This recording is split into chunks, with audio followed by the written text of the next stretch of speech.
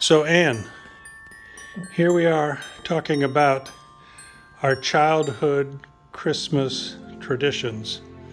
Now, as you grew up, you've got an interesting item in your hand. What would that be? It's a Hanukkah menorah. And what would that item behind you be called from your house when you were a child? Would that be a Hanukkah bush? Well, here's the thing. When I was a child, this would not be in my house. Well, We did have a tree yes. because after years of my whining, my father agreed to allow us to have a tree in the house. And he went out and he bought a 3-foot silver tree, looked like a tinsel tree, and pink ugly balls. And we put it on a little round tree thing. And every year it was my job to put the pink balls on the tree and put it on its little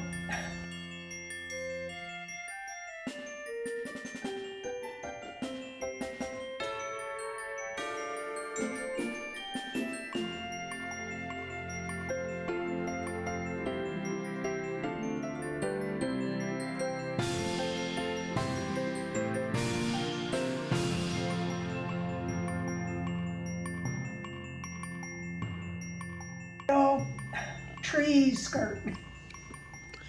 Well, And my brothers were being tutored for their bar mitzvah.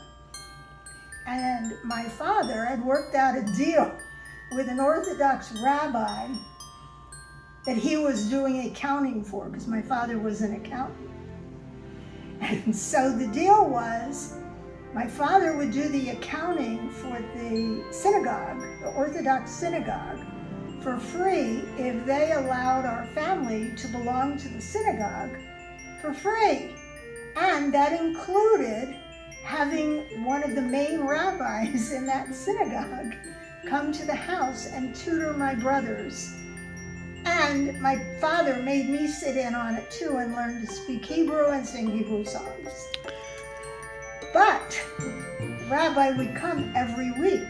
And when the rabbi would come at Christmas time, as soon as we saw the rabbi's car out in front of the house, each of my brothers had to take an end of that skirt, the bottom of the tree, and we had to quickly run with that skirt into and the tree, run into my parents' bedroom and hide the tree in my parents' bedroom so the rabbi wouldn't see the tree. One year, I took my allowance and I rode my bike to this store not far from us called Two Guys. And I went to Two Guys, and with my allowance, I bought twinkly multicolored lights. And I wanted to surprise my parents while they were at work. When they came home from work, I had decorated that little aluminum tree with twinkly lights. Well, I thought my parents would be happy. My father was livid. I didn't understand why. He let me have the tree, but he said, no, no, no, we are Jewish. We are not Christian. Once you put lights on the tree, that makes it a Christmas tree. It was fine when it was a Hanukkah bush with no lights. So he made me ride my bike back to Two Guys with the lights. Now here's the thing. I was too shy to take them back. I was embarrassed too, so I stopped off at my then little boyfriend's house, because I think I was like 12 or 13. I stopped at his house and convinced him to come with me to Two Guys and talk for me, because I was too embarrassed to have to return these lights. And so two of us walk into Two Guys with the package of lights, and he slaps them down on the counter and he says, my sister is an idiot. She bought these Christmas lights. We're Jewish. What was she thinking?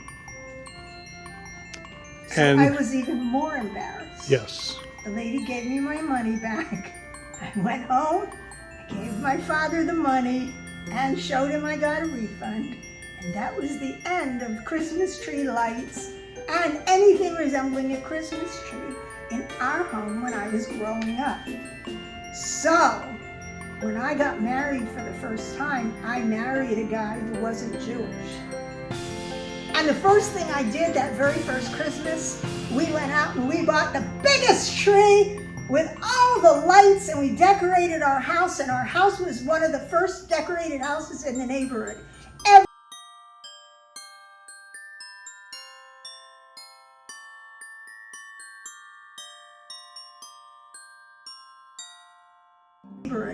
Every single year. And every year, at least 2 weeks before Thanksgiving, our tree was up and it was decorated and full of lights. And I've told all of my husbands, I married them for the Christmas tree. Christmas tree I wasn't allowed to have when I was growing up. Come on and help me. Hanukkah, oh Hanukkah, come light the menorah. Let's have a party.